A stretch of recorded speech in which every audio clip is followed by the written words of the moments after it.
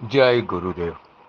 आज तारीख 5/5/19 रविवार। गुरुम गंगेश्वरम नौमि ज्ञान विज्ञानदायकम पारिजातम प्रपन्नानाम सर्वसौख्यकरम नृणाम।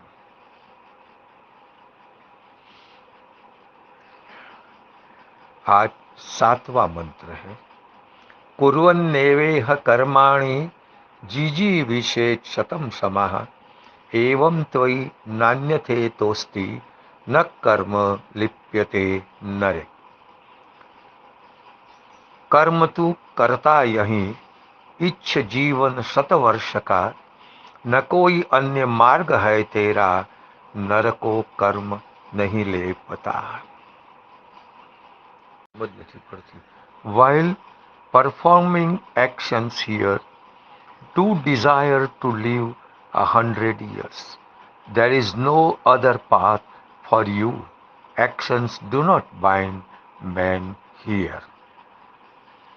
ये यजुर्वेद के 40वें अध्याय का दूसरा मंत्र है और इसको ही ईशावास्य उपनिषद कहते हैं और ये उपनिषद का दूसरा मंत्र है।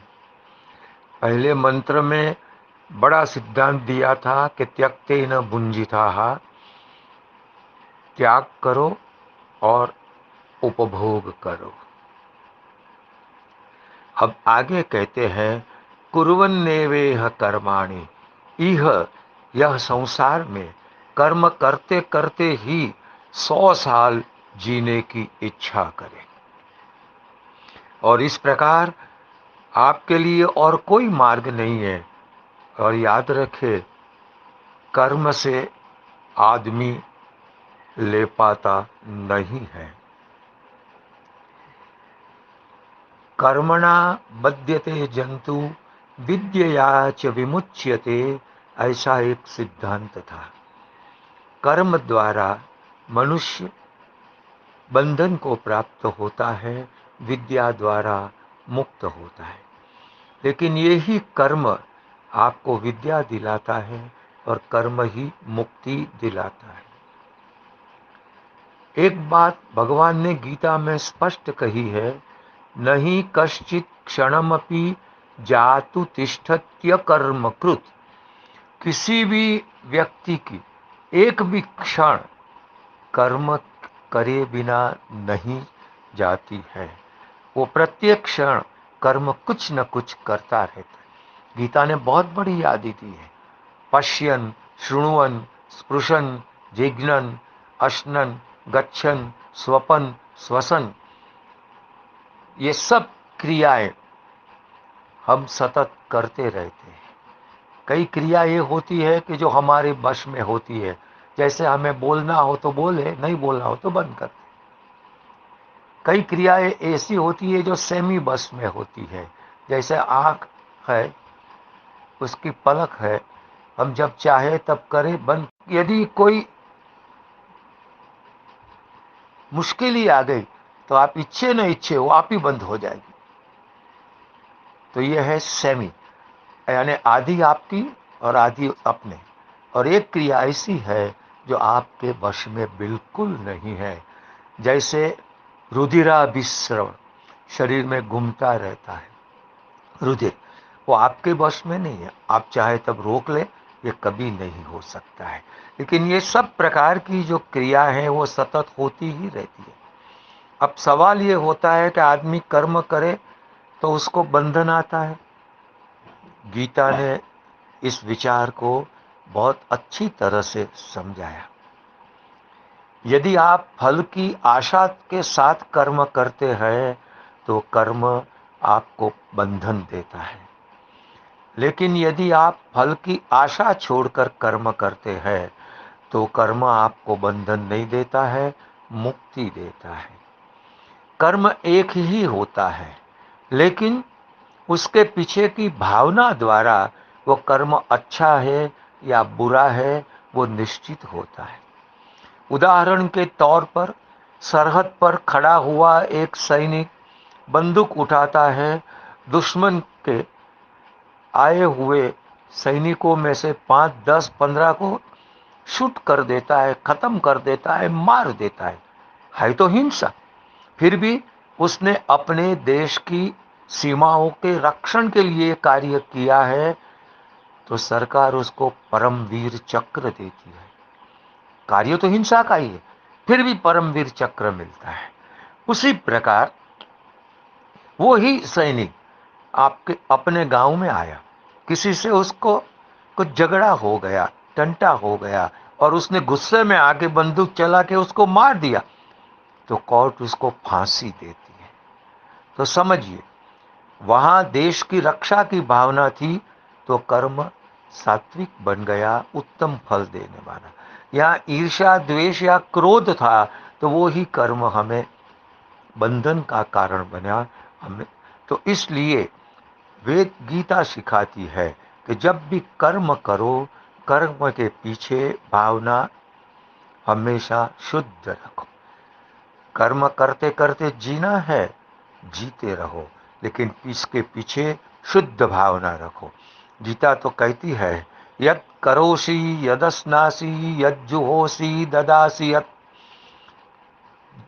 यद करोषि, तू जो कुछ कर्म करे, यद अश्नासी जो कुछ खाए, यद ददासी जो कुछ दे, जो कुछ करे वो सब कुरुष्व मदर्पणम, तू प्रभु को अर्पण कर दे। आप कुछ भी कर्म करें वो प्रभु के लिए करते हैं, ऐसी भावना करेंगे तो कर्म आपको बांधेगा नहीं। डोंगरे महाराज जी तो वहां तक कहते थे कि यदि आप घर में बुहारी की सेवा दे रहे हैं तो समझना मेरे प्रभु के मंदिर को साफ करता हूँ। आप कपड़े धो रहे हैं तो मन में ऐसी भावना करो कि मेरे प्रभु के कपड़े धो रहा हूँ। आप बर्तन साफ कर रहे हैं तो मन में भाव करो कि मेरे प्रभु के जूठे बर्तन है, मैं साफ करती हूँ। इससे आप प्रभुमय बन जाएंगे, तन्मय बन जाएंगे, और प्रभु के मय बनने के बाद वो कर्म आपको कभी भी बांधेगा नहीं। कर्म से मुक्ति कर्म द्वारा ही मिलती है, ये बहुत बड़ा सिद्धांत गीता का है। कर्म छोड़ने से नहीं, नैष्कर्म्य प्राप्त नहीं होता है। गीता स्पष्ट कहती है कि कर्म का त्याग करने से नैष्कर्म्यता नहीं प्राप्त होती है। वो तो आलस बन जाएगी, प्रमाद बन जाएगा, मैं कुछ नहीं करता हूं। नहीं, कर्म तो करना है, लेकिन इस भावना से करना है कि जिससे वो आपको बंधन रूप न बने, वो ही कर्म मुक्ति रूप बने। क्योंकि एक बार एक जैन साधु ने गजब का सवाल कर दिया कि भाई आप गीता को धर्मशास्त्र कहते हैं। हाँ, गीता धर्मशास्त्र है। अच्छा ये बताओ, जो ग्रंथ कहने के बाद 40 लाख लोग मारे गए, इतनी भयंकर हिंसा हुई, और आप इसको धर्मशास्त्र कैसे कहेंगे? है उत्तर कोई? वो पूछने वाले भी बड़े विद्वान थे, उत्तर देने वाले भी विद्वान थे, लेकिन वहां तकलीफ पड़ गई। गुरु कृपा से गीता के अध्ययन द्वारा मुझे इसका उत्तर मिला है। गीता गीता का सिद्धांत है कि कर्म कर्म है इसलिए बांधता है, नहीं, कर्म उसके पीछे रही हुई भावना के लिए बांधता है। गीता कहने के बाद युद्ध हुआ, लेकिन वो धर्म युद्ध था। धर्म का विजय हो, अधर्म का नाश हो, इसलिए वो हिंसा हिंसा नहीं, लेकिन अहिंसा से भी बहुत बेटर थी, क्योंकि उसके द्वारा धर्म की स्थापना हुई। प्रभु ने मान लो युद्ध ही नहीं किया होता तो क्या होता? दुर्योधन का विजय रहता। सत्कर्म करने वाले पांडव, धर्मिष्ठ पांडव दुखी रहते, और वो दुष्ट, जो दुष्ट कर्म करता था, उसका विजय रहता। ये इच्छनीय बात नहीं है, क्योंकि धर्म की स्थापना और अधर्म का नाश, ये तो हिंदू धर्म का सिद्धांत है। यदा यदा हि धर्मस्य ग्लानिर्भवति भारत, अभ्युत्थानम अधर्मस्य तदात्मानं सृजाम्यहम्।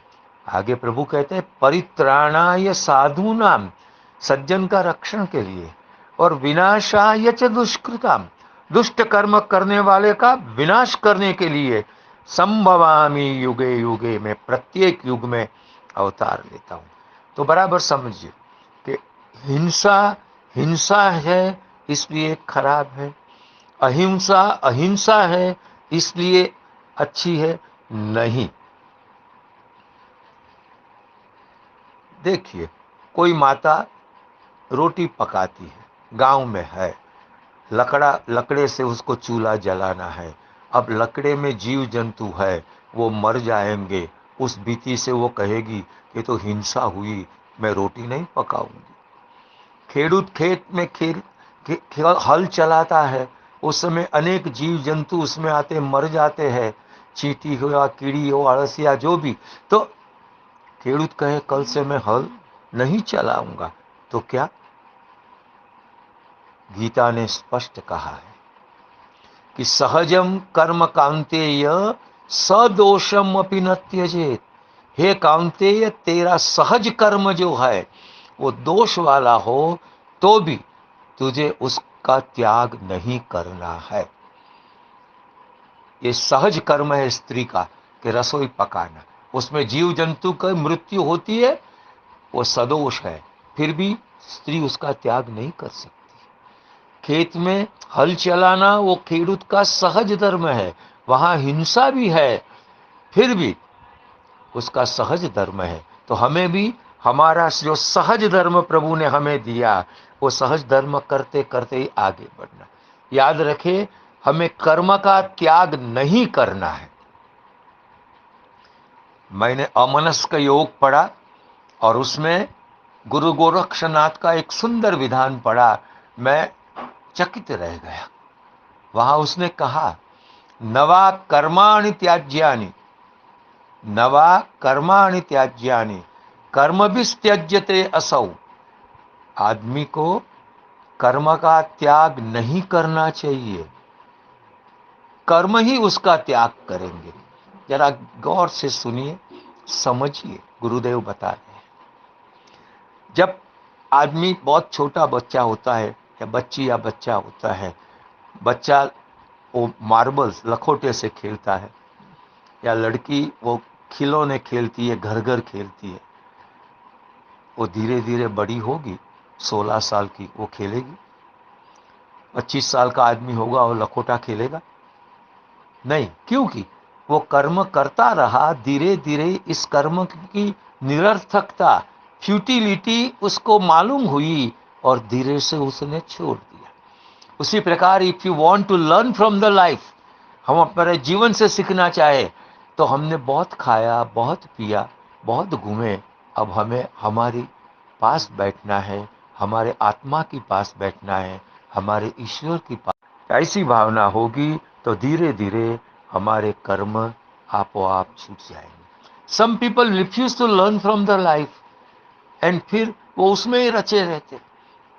60 साल के हो, 17 साल के हो, 80 साल के हो या 90 साल के हो, नहीं मैं तो गन्ने का रस पीऊंगा, मुझे नहीं चलता उसके बिना। तो वो आपकी वासना है, वो आपका बंधन का कारण। लेकिन सोचो कि भाई 80 साल तक पिया, अब पिए न पिए क्या फर्क पड़ता है, छोड़ दो मन से।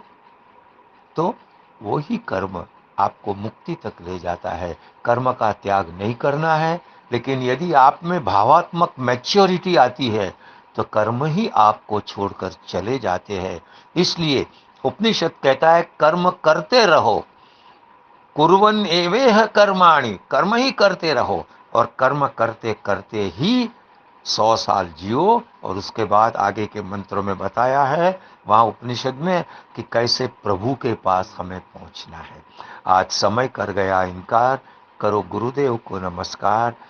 कभी गुरु कृपा हुई तो इसका करेंगे पुनः विस्तार। हरिओम तस्सत्।